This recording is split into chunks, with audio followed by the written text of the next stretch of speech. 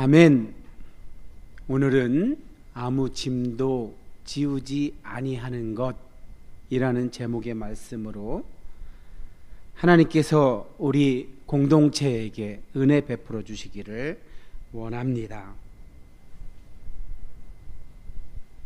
이때 안에 아멘 안 하면 언제 하려고 아멘 안 하시는 거예요?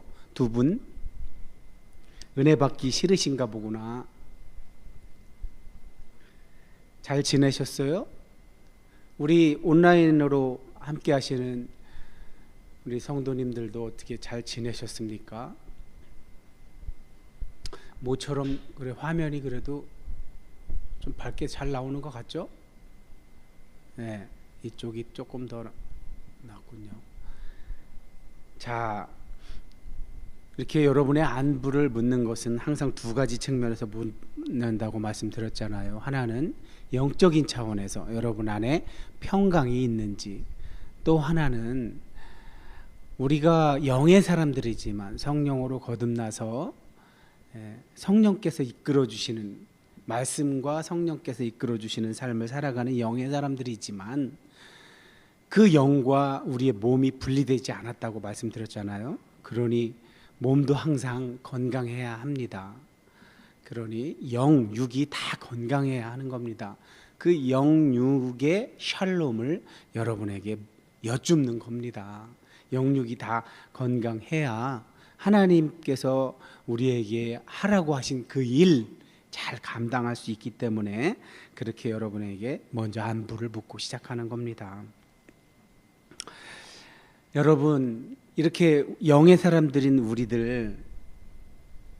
우리들은 또 몸을 입고 있어서 어떤 한계도 가졌습니다. 사실 제가 여러분 앞에 가끔 소개드린 그러니까 목회 선배이시기도 하고 우리 한국교회의 기둥과 같은 그런 역할을 감당했던 선배 목사님에 대한 이야기가 최근 이슈가 됐었잖아요. 한국교회 강해설교회 대가라고 하는 박영선 목사님에게 있었던 일을 배성환 알고 있어요? 그 서울 잠실에 남포교회라고 있어요. 지금은 이제 원로 목사님이시죠. 제가 이제 그분을 흠모하고 그분의 설교 말씀도 참 많이 들었고 책도 읽고 했는데 너무나 존경하는, 그래도 오늘 우리가 읽은 본문에 나타나는 선지자, 그 예언자로서의 사명과 역할을 잘 감당하신 분이라고 생각해서 엄청 존경했던 그런 분인데, 이분이 이제 나이가 많이 그러니까 은퇴를 했다는 얘기는 어찌 되었든 70은 넘은 거잖아요. 그 은퇴하신 지 몇 년 됐으니까 이제 80으로 가고 있죠. 그러니까 겉사람은 후패해진다고 이분이 그 예언자 선지자로서의 사명을 너무나 잘 감당하시던 분이 최근에 어떤 일이 있었냐면 아드님이 이제 그 교회 부교역자였나 봐요. 부목사. 그럼 그 교회는 전통적으로 그 교회에서 부교역자 생활을 하다가 교회를 개척해서 나가면 개척 지원금이라는 게 있었나 봐요. 저 같은 가난한 목사에게는 참 부러운 일이죠. 그랬는데 이제 그 원로 목사님이 아들 목사의 개척 지원금을 책정된 금액보다 훨씬 큰 금액을 요구했었나 봐요. 그러면서 이제 그것이 하도가 이슈가 되면서 그분이 육성으로 진짜 했던 말씀들이 이제 이렇게 돌아다니기도 하고 막, 그런데 하도 가짜 뉴스가 많아서 요즘은 그 사실을 정말 확인하고 얘기를 해야 돼요. 팩트 체크를. 근데 이제 그분이 어떤 말씀을 어떻게 정확히 했는지는 모르겠지만 그런 일이 있었던 건 분명해요. 그러면서 그 사건을 보면서 제가 어떤 생각이 들었냐면,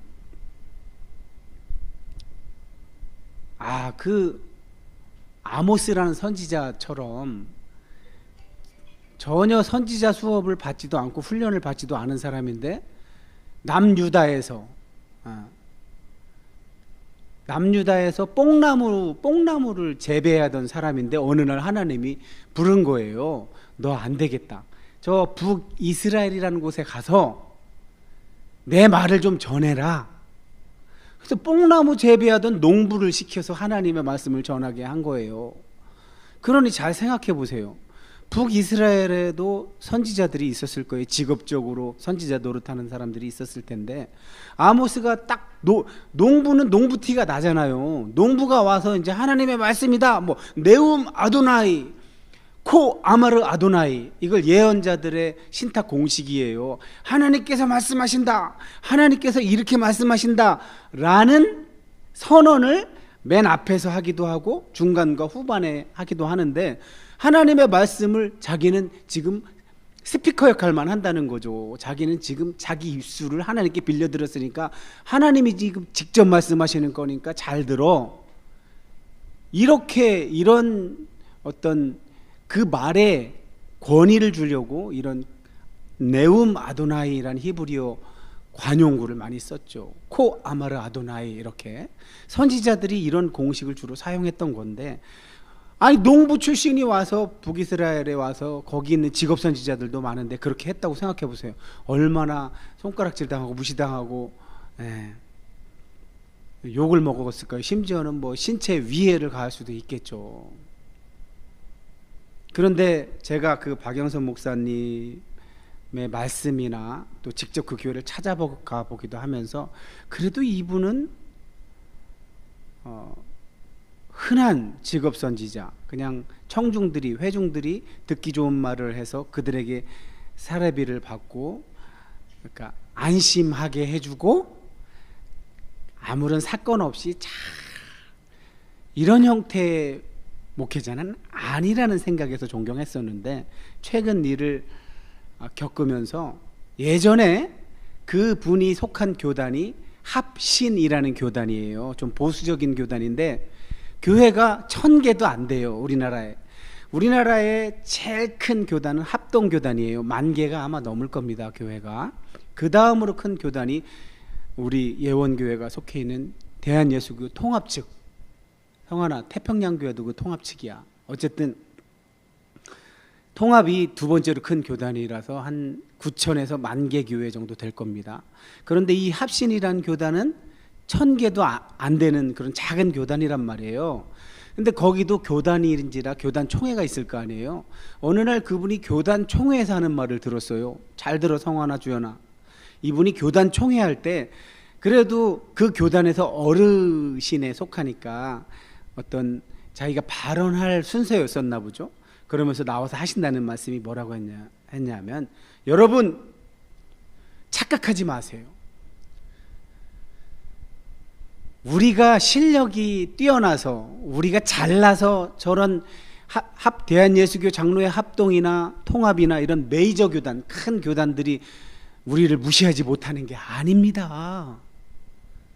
우리는 그 큰 교단들이 하지 못하는 일을 하고 있어서 그들이 우리를 무시하지 못하는 거예요. 그게 뭐냐? 우리는 총회장을 제비뽑기로 뽑잖아요. 성경이 그러는 것처럼.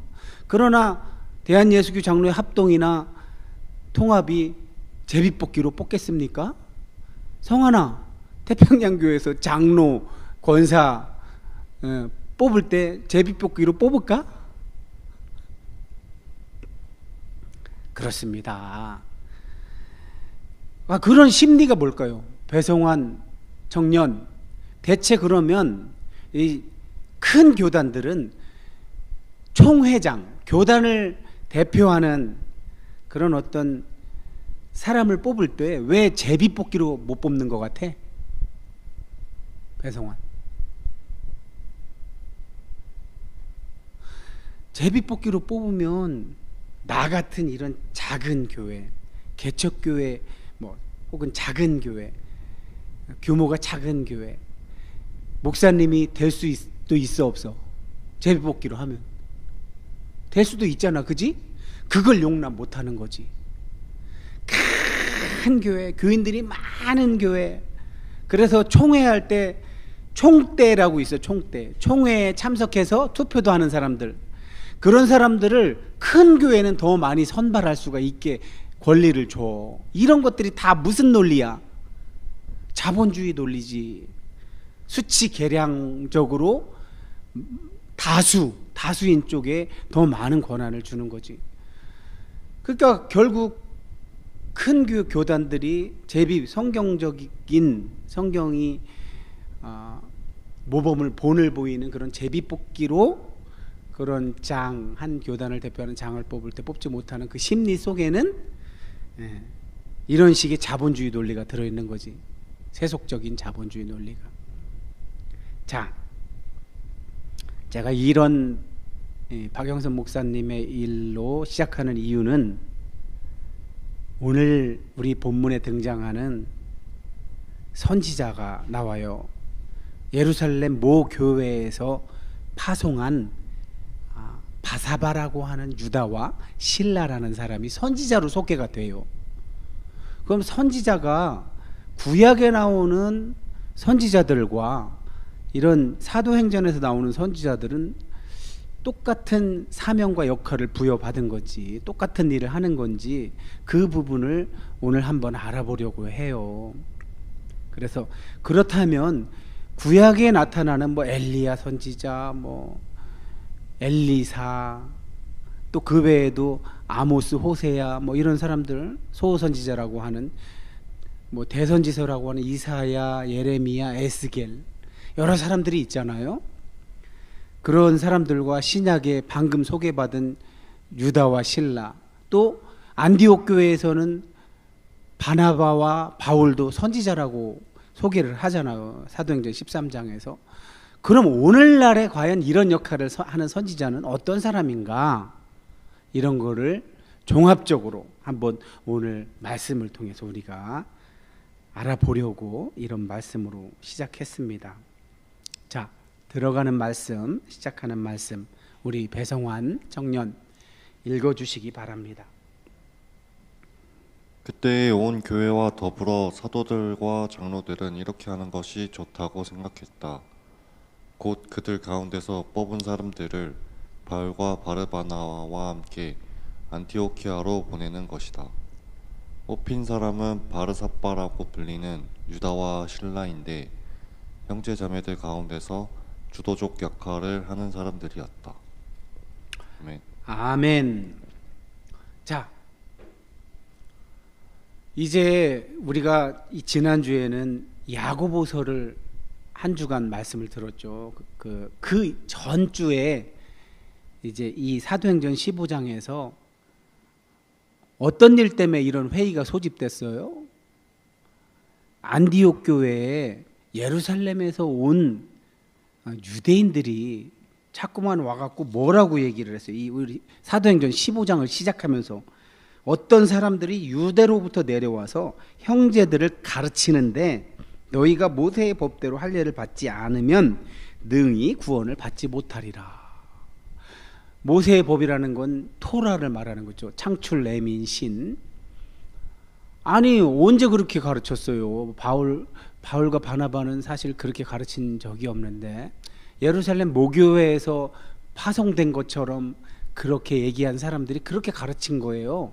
그래서 이제 그 15장 2절에 보면 바울과 바나바와 그 예루살렘에서 온 사람들 사이에 다툼과 변론이 일어났대요.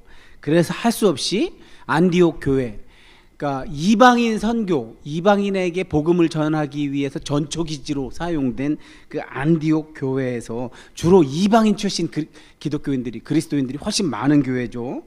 그러니까 유대인들이 저런 얘기하니까 자꾸 다툼이 일어나니까 바울과 바나바하고 그 외에 몇 사람을 예루살렘 모교회로 보내서 어떻게 된 일이냐 이렇게 해서 보내서 바울과 바나바가 온 거고, 와서도 막 변론이 일어나고 막 말싸움이 일어났었죠. 그런데 베드로가 먼저 일어나서 이러지 말자. 하나님이 나한테 환상 중에 나타나서 이방인들한테도 구원이, 하나님이 그들도 구원하신다고 나한테 말씀하셨어. 그래서 내가 그 이방인 백부장네 집에 가서 그들하고 말씀도 전하고 그 말씀 전할 때 성령이 임하셨고 또 그들하고 밥도 먹었어. 하나님이 거룩하다고 하신 것을 네가 왜 속되다고 하느냐. 하나님이 나한테 그랬어. 그러니까 하나님은 우리 유대인과 이방인을 차별하지 않아. 그렇게 베드로가 얘기하고 바울과 바나바가 베드로 얘기한 다음에 맞습니다 여러분, 정말 우리는 그 일에 쓰임 받았어요 하고 자기네 경험들을 얘기하고 마지막으로 야고보라는 사람이 저 당시에 예루살렘 모교회의 초대 회장, 총회장이었었단 말이에요. 아까 내가 교단 총회장 얘기한 것처럼 예루살렘 모교회의 총회장이었었단 말이에요. 그래서 야고보가 이제 전체 회의를 마지막으로 결론을 내죠. 결론을 내고 결론 낸 내용을 지지난주에 우리가 설교했죠. 그러고 나서 지난주에 그 야고보 그렇게 한 주 만에 끝내기에는 야고보라는 사람에 대한 정보가 너무 부족해서 제가 야고보서를 지난주에 설교하고 오늘 이제 야고보가 결론 내린 그 내용을 편지로 써서 지금 누구한테? 바르사바라고 불리는 유다와 실라라는 예루살렘 모교회에서 주도적 역할을 한 사람들이래요. 우리가 읽은 개역개정 우리 예배용 성경으로는 뭐라고 나타나죠? 인도자래요. 인도자. 형제 중에 인도자. 결국 뭐 인도자가 됐던 주도적 역할을 하는 사람들이라 됐던 저 사람들은 그럼 뭘 얘기하는 거예요? 쉽게 얘기하면 교회 안에 리더를 얘기하는 거죠. 리더. 뭐 가르치는 역할을 하는 사람. 그 뒤에서는 저들을 선지자라고 해요. 선지자가 가르치는 역할을 했던 거죠. 그죠? 구약의 선지자는 주로 어떤 역할을 했어요? 하나님의 말씀을 그대로 전하는. 그래서 그 말씀이 심판의 말씀이면 너희는 심판받을 거야 이런 말씀이고, 또 위로하는 말씀이면 위로하는 말씀이 되겠고, 어쨌든 그 사람들은 하나님의 말씀을 자기 생각으로 섞지 않고 그대로 선포를 했죠. 이들이 참 선지자였죠. 하나님이 진짜 부른 사람들. 근데 하나님이 부르지도 않았는데 직업적으로 하는 선지자들은 자기 말을 했죠. 근데 오늘 소개되고 있는 저 바르사바라고도 불리는 유다와 실라는 예루살렘 모교회가 에서 선출된 그런 선지자래요. 근데 저 사람들은 주도적인 역할을 했다고 지금 우리 오늘 말씀이 소개하고 있는 거예요. 근데 그 주도적인 역할이라는 게 교회 사람들을 가르치고 양육하고 그런 역할을 했던 거겠죠. 바울과 바나바는 이방인 선교를 하기 위해서 전초기지 역할을 했던 안디옥 교회에서 그런 역할을 했고, 유다와 실라는 예루살렘 모교회에서 그런 역할을 했다는 거예요 지금. 그래서 이제 야고보라는 초대 총회장이 그 유다와 실라를 바울과 바나바와 함께 안디옥 교회로 보내는 거예요. 왜? 요 전에 왔던 사람들은 자기가 보낸 사람들이 아닌 가짜니까 이번엔 진짜를 보내는 거예요. 진짜인지 어떻게 알아요? 바울과 바나바가 같이 있었으니까. 그리고 또 지금 편지도 들고 있잖아요. 그죠? 그러니까 이제 진짜 배기를 보내는 거란 말이에요. 그래서 더 이상 안디옥 교회에서 헷갈리지 말라고. 자, 그래서 편지를 썼는데 편지 내용이 뭐냐면 사도들과 장로들 곧 여러분의 형제들입니다. 이 편지를 쓴 주체는 이 예루살렘 모교회의 사도, 그러니까 예수님과 공생애를 함께 했던 사람들과 또 다른 교회 지도자들. 여기서 야고보는 공생애는 함께 하지 않았지만 예수님의 동생이기도 하면서 지도자에 속하죠. 그러면서 이방인들한테 지금 뭐라고 표현을 해요? 형제들이라고 표현을 해요. 그래서 뭐야? 소속감, 한 가족인 걸 얘기하고 있는 거예요. 저렇게 인사를 하면서 안티오키아와 시리아와 길리기아에 퍼져 있던 그 예루살렘에서 북쪽으로 오늘날의 시리아 지방에 있는 지명들이잖아요. 또 터키에 있는 거, 길리기아는 사도 바울의 고향이기도 하죠. 거기 터키에 있죠. 안디옥은 시리아, 오늘날의 시리아의 지방에 있고, 길리기아는 튀르키에 있는, 그곳에 있는 이방인 형제 자매들에게 편지를 써보내는 거예요. 지금 다른 민족들 출신으로 믿어 형제가 된 여러분한테 쓴다고 지금 인사를 하는 거예요. 다른 민족들 출신이라는 얘기는 이방인이라는 얘기죠. 이방인인데 예수 믿는 사람들을 얘기하는 거예요. 그러면서 아까 사도행전 15장을 시작하면서 있었던 얘기를 하죠. 어떤 사람들이 유대로부터 내려왔다는 그 사람들, 자기 총회장이 보내지도 않았는데 총회장이 보낸 것처럼 한 그런 사람들이 우리 가운데 몇몇 사람이 나가서 여러 말로 여러분에게 혼동을 불러일으켰다. 모세, 토라를 지켜라. 창출 내미신 안에 있는 여러 율법 계명들을 지켜라. 라고 말했던 사람들 때문에 여러분이 혼란스러웠죠? 여러분 마음이 어지러웠죠? 그런 얘기 하는 거예요 지금. 그런데 뭐래요 지금? 우리는 그들한테 그런 일을 시킨 적이 없어요 그러는 거예요. 그러니까 이런 일이 오늘날에도 일어나요 안 일어나요? 배성화 엄청나게 많이 일어나죠. 아까 제가 얘기했죠. 구약 때에도 진짜 하나님이 부른 사람이 많았어요. 직업적으로 선지자 노릇 한 사람이 많았어요. 직업적으로 한 사람이 훨씬 많았죠. 근데 그 사람들은 저런 짓을 했겠죠. 하나님이 그런 말을 하라고 시킨 적도 없는데 백성들한테 듣기 좋은 말을 해서 그들한테 먹고 살 수 있어야 되잖아. 그들한테 다 하다못해 선지자도 노릇하기 위한 사람이라도 받아야 먹고 살 거 아니요. 아니면 제사장들도 그랬죠. 제사장들도 그런 거 하지 말라고 하나님이 제사장 몫이나 선지자 몫을 주었음에도 불구하고 자꾸만 직업 선지자, 거짓 선지자 노릇을 하는 사람들이 있었는데 저 사람들도 그 중에 하나라고 볼 수 있겠죠. 그래서 그런 사람들한테 여러분 그런 사람들 때문에 여러분이 고통스러웠으니까 우리가 교통정리 해드릴게요 하고서 야고보가 편지를 썼는데 이렇게 하는 것이 좋다고 생각했습니다 하고 한 마음으로 사람들을 뽑아서 우리가 사랑하는 형제인 바나바와 발과 함께 지금 유다와 실라를 여러분에게 보내는 겁니다. 그러면서 바나바와 바울에 대해서 야고보가 얘기를 하는 게 뭐라고 얘기를 하냐면 우리 주 예수 그리스도의 이름을 위해서 자기의 목숨을 내놓는 사람들, 배성환 청년, 박주현 청년, 오늘날 저렇게 복음을 전하기 위해서 목숨 내놓는 사람들이 있어요 없어요? 눈을 씻고 봐도 찾기 너무 힘들죠. 근데 지금 누구는 그렇대. 바나바와 바울이 그렇대. 저 사람들 진짜 그랬어요 안 그랬어요? 우리가 사도행전 15장까지 오는 동안 진짜 저런 일이 있었어요 없었어요? 바울이 돌에 맞은 적 있어요 없어요? 있었잖아요. 그래서 죽은 줄 알고 밖에다 버린 적 있었어요 없었어요? 있었잖아요. 오늘날 튀르키예 지방 중남부 내륙 지방 갈라디아 지방이라고 부르는 곳에서 그 중에서 루스드라라는 곳에서 바울의 파트너가 생기잖아요. 나중에 나오겠지만 누구요? 바울의 파트너 청년 디모데의 고향인 루스드라에서 바울이 돌 맞았잖아요. 그때 디모데도 있었을라나? 바울이 돌 맞을 때 있었겠죠. 왜냐하면 있었으니까 바울의 십자가 복음을 듣고 회심을 했을 거 아니에요, 그죠? 근데 어쨌든 바울과 바나바는 진짜 복음을 전하느라 목숨을 잃을 뻔한 적이 한두 번이 아니죠. 오늘날 우리 한국교회에 저런 사람이 있으면 한국교회가 세계 교회를 살릴 거예요 아마. 그런데 그 자기 목숨을 아끼지 않고 복음을 전한 바울과 바나바와 함께 유다와 실라를 보낼 테니까 이 편지에 있는 내용도 여러분에게 읽어드리겠지만 이 우리 교회에서 파송한 유다와 실라도 말로 여러분한테 설명해 줄 겁니다. 왜? 이들도 가르치는 능력이 있는 자들이니까, 이들도 선지자들이니까 여러분에게 알려줄 겁니다 하고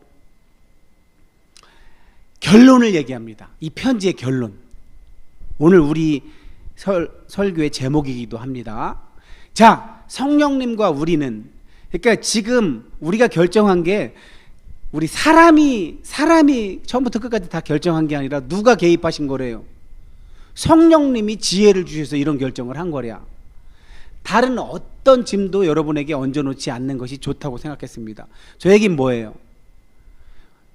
유대인들은 조상 때부터 자꾸만 뭐 지켜라 맨날 하고서 지네도 안 지키고 막 백성들한테만 막 지켜라 하고 막 얘기해서 그게 짐이 됐잖아요. 그래서 예수님이 뭐라고 그래요? 수고하고 무거운 짐진 자들아 다 내게로 오라. 자기들도 안 지키면서 이거 해 저거 해 했던 거 그걸로 구원받는 거 아니야. 구원은 하나님께서 여호와께서 나를 통해서 하는 거야. 그게 예수님의 이름이잖아요. 여호와께서 구원하신다. 근데 어떤 방식으로? 메시아라는 방식, 예수님을 메시아로 보내서 구원하는 방식으로, 그게 예수님의 이름이잖아. 이렇게 구원받지 여러분이 알고 있는 것처럼 뭐 지켜라 뭐 하지 말라 뭐 해라 이런 걸로 구원받는 게 아닌 겁니다. 근데 지금 예수님이 진실을 말하는데 예수를 믿는 자들도 유대인들이 옛날에 했던 잘못을 하려고 그래. 뭐? 니네도 지켜야 돼. 안식일도 지켜야 되고 할례도 받아야 되고 음식 중에 뭐는 먹으면 안 돼. 이런 짓을 하고 있어서 이제 그런 거 안 시킬게요, 여러분. 그런 건 예수님이 다 아니라고 했습니다. 구원은 예수님, 메시아이신 예수님을 통해서 오는 거지 그런 걸 지킨다고 오는 게 아닙니다 하고 예수님이 다 해결해 준 거를 다시 짐을 지금까지 지어줬으니까 이제부터는 이방인인 여러분한테 뭐 해라 안 할게요. 대신에 최소한의 것만 여러분이 해주세요. 그건 뭐냐 하면 우상에게 바쳐진 재물, 그리고 피, 목 졸려 죽은 짐승, 음란한 짓, 이런 걸 멀리하는 겁니다. 사실 저것도 조건이 아니에요. 최소한의 이 정도는 지켜야 그래도 세상 사람들이 우리를 바라볼 때 믿으려 하지 않겠어요? 저건 방금 얘기한 저런 내용들은 구원받기 위한 조건들이 아닙니다. 그냥 이 정도는 여러분이 살면서 지켜줘야 세상 사람들이 그래도 우리 말을 들을 거 아닙니까? 그런 뜻에서 한 거지. 저걸 지켜야 구원받는다고 이해하지 말라는 뜻이에요. 그래서 지금 여러분에게 지금 설명하고 있는 저 번역은 새 한글 성경이라서 여러분이 좀 더 이해하기 좋게 쉬운 번역으로 가르쳐 주는 거예요. 그래서 짐을 지우지 않는 게 더 중요하다는 거예요.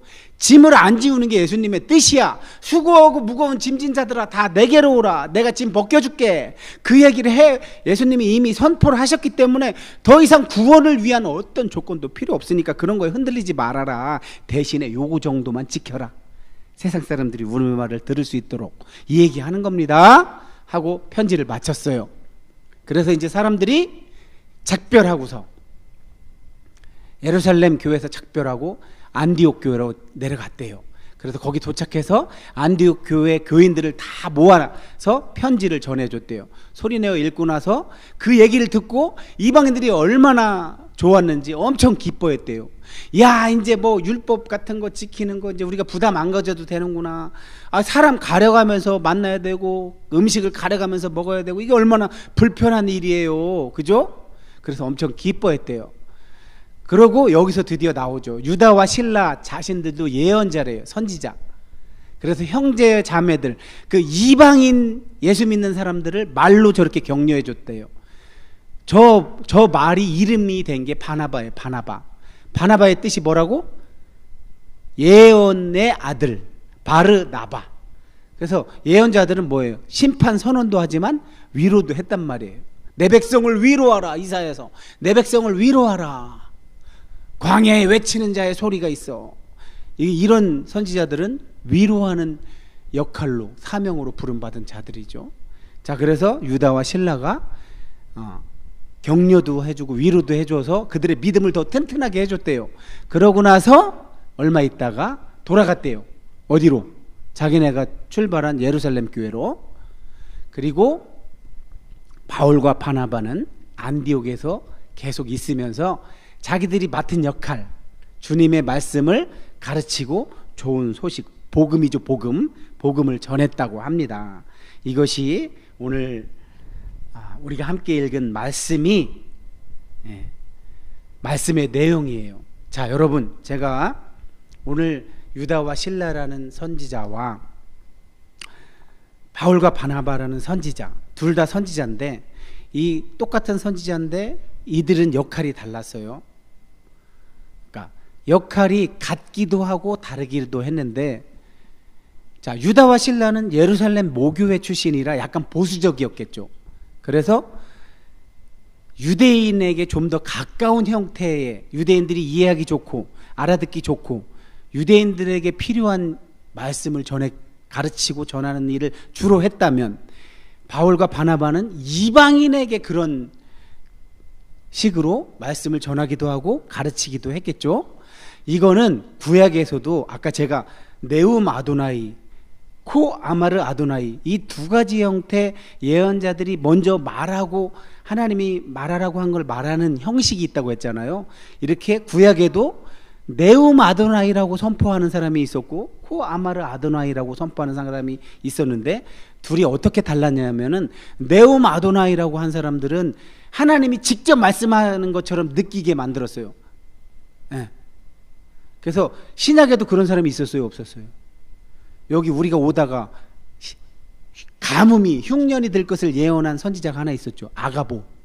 아가보라는 선지자는 직접 성령이 입술에서 직접 말씀하시는 스타일이었죠. 그러니까 신약 때도 네움 아도나이처럼 하나님이 그 사람에게 직접적으로 임재를 해서 하나님이 그 입술을 통해서 말씀하시는 형태도 있고, 또 다른 하나는 하나님이 시킨 걸 이렇게 말해 하고 시킨 걸 예언자가 자기 말로 말하는 이 두 가지 형태가 있었는데, 오늘 우리 본문으로 하면 유다와 실라가 구약의 네움 아도나이 쪽이 가깝고, 그리고 바나바와 바울은 코 아마르 아도나이에 가까운 형태로 선지자 사역을 했던 거죠. 그런데 이런 형태를 나누는 것보다 더 중요한 게 있어요, 여러분. 오늘 우리가 본받아야 될, 그러니까 오늘날엔 목사, 선교사 이런 사람들이 선지자 노릇을 하는 거죠. 그죠?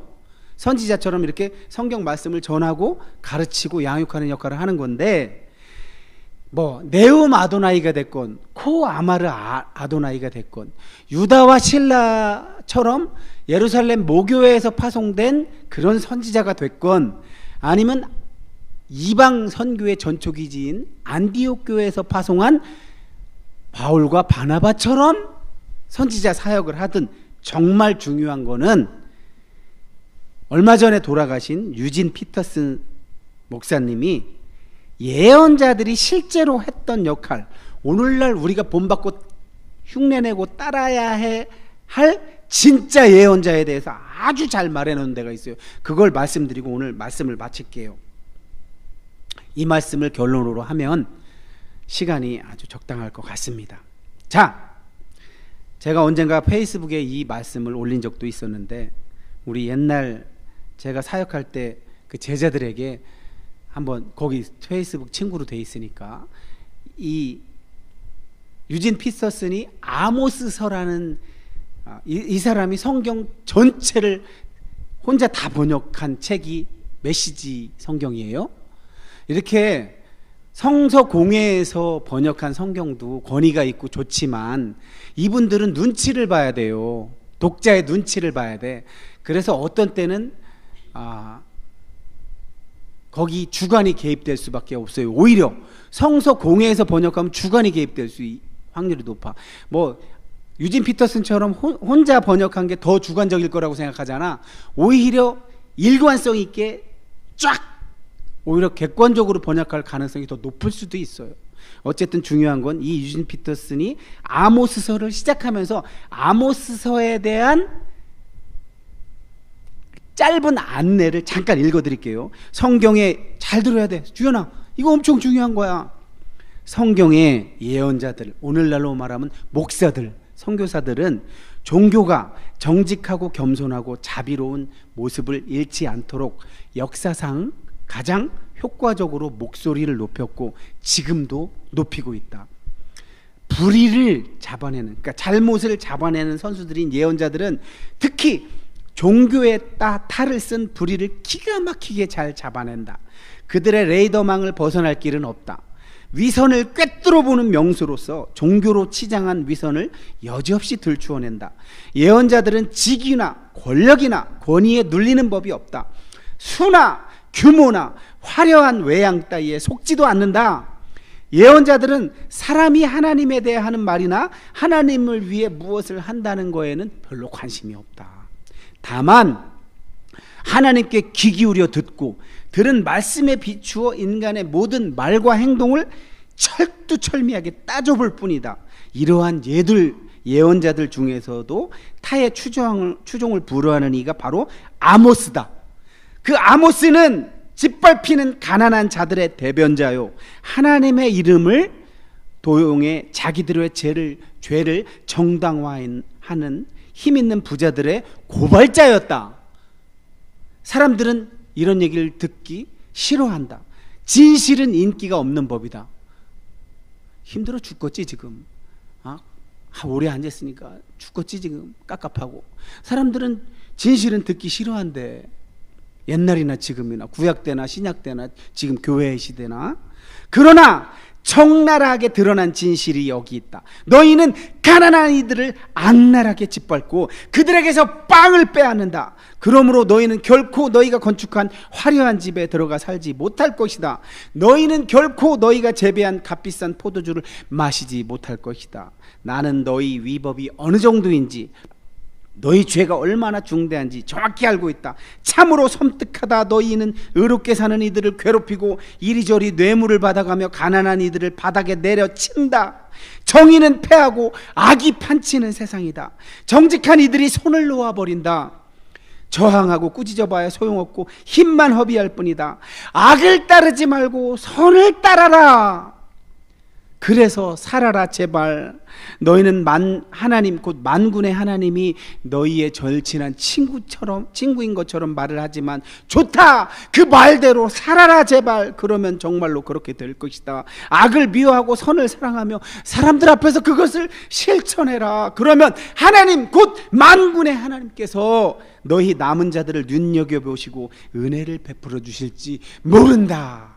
아모스서 5장 10절에서 15절 말씀을 이렇게 번역했어요. 그러면서 이렇게 마지막에 유진 피터슨이 안내문을 이렇게 마쳐요. 우리 가운데 이 문제에 대해서 안심해도 좋은 사람은 없다. 하나님께 기도하고 경배하는 그리스도인은 우리처럼 하나님께 기도하고 경배하는 이들을 동무로 사귈 필요가 없으며 우리 자신의 종교가 제 이속만 챙기는 행위로 변질되지 않으려면 우리의 모든 언행을 예언자들의 불꽃 같은 눈에 비추어 점검해야 한다.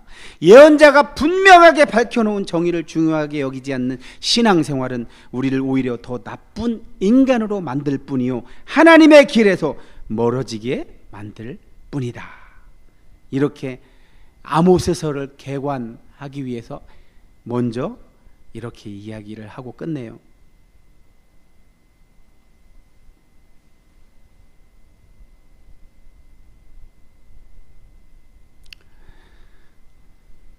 배성환님, 박주연님, 오늘날 말씀이 없습니까?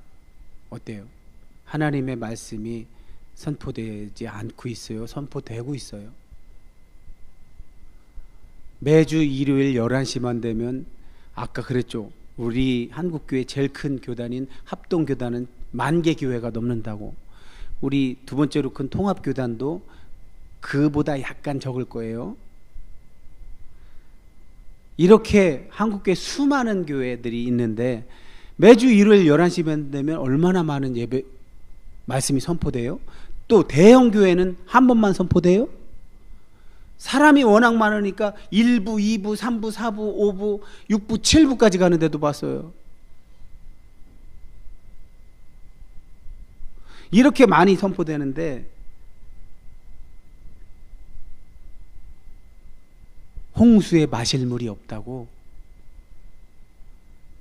예배 때 설교의 형식으로 선포되는 하나님의 말씀은 많은데 하나님은 말씀하지 않는 이런 현상, 신기하지 않아요? 배성환, 이렇게 많은 교회가 매주 일요일 11시를 본예배라고 하면서 수많은 교회들이 같은 시간에 여러 곳에서 하나님의 말씀이라고 선포를 하는데 왜 하나님은 말씀하시지 않는다고 내가 진단했지? 뭘 보고? 이거 생각해 볼 문제야? 아까 유진 피터슨이 얘기한 거죠. 이게 생각해 볼 문제야? 바로 대답해 안 나와요? 안 변하잖아. 하나님의 말씀을 듣는 여러분이 안 변하잖아. 내가 그렇게 하나님을 사랑하고 니네가 정말 하나님께 관심이 있다면 절대 예배 시간에 늦지 않을 거라고 그렇게 얘기해도 오늘도 늦었지. 안 변하잖아. 자, 이 말씀을 드리고 마치겠습니다.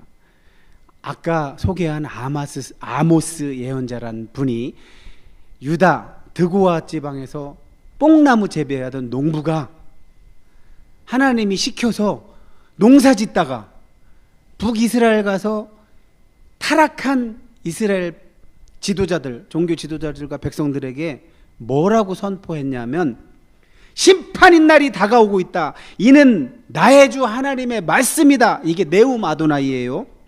내가 나라 전체에 기근을 보낼 것이다. 음식이나 물이 아니라 나의 말씀이 부족해서 생긴 기근이다. 사람들이 이리저리 동서남북으로 헤매고 다닐 것이다. 하나님의 말씀을 듣겠다며 어디든 가서 아무 말에나 귀 기울이겠지만 아무리 애써도 결국 듣지 못할 것이다. 오늘 우리랑 똑같죠? 온라인으로 수많은 설교들이 나와서 듣기 좋은 설교 찾아다니고 설교 쇼핑하러 다니고 해도 실제로 살아계신 하나님의 말씀이 선포되는 경험은 하지 못하고 있죠. 어떻게 알아요? 그 들은 사람의 삶이 안 변하는 거 때문에 알 수 있죠. 그 들은 사람이 말씀대로 살지 않잖아요. 그 들은 사람이 말씀대로만 살았어도 오늘 우리 한국교회가 이렇게 불행해졌을까요? 손가락질 당하고 조롱받았을까요? 오히려 세상의 본이 되는 너무나 거룩하고 경건한 그들의 삶의 모습 때문에 세상이 우리를 보고 우와, 저들을 보면 저들이 말하는 하나님이 진짜 계신 것 같아. 아, 저들이 말하는 하나님 나라라는 것이 저들의 삶에서 다 드러나고 있잖아. 나도 이제 믿고 싶어졌어. 저들 때문에 나도 교회 갈래. 정말 하나님이 누구신지 궁금해졌어.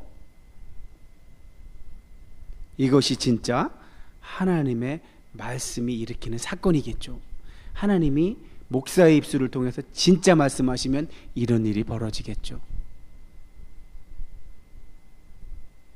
이런 일이 벌어질 것을 우리 열심히 기도하면서 소망하면 하나님이 우리의 기도에 응답하실 줄 믿고 기대하기에 이 말씀을 전했습니다. 기도하겠습니다.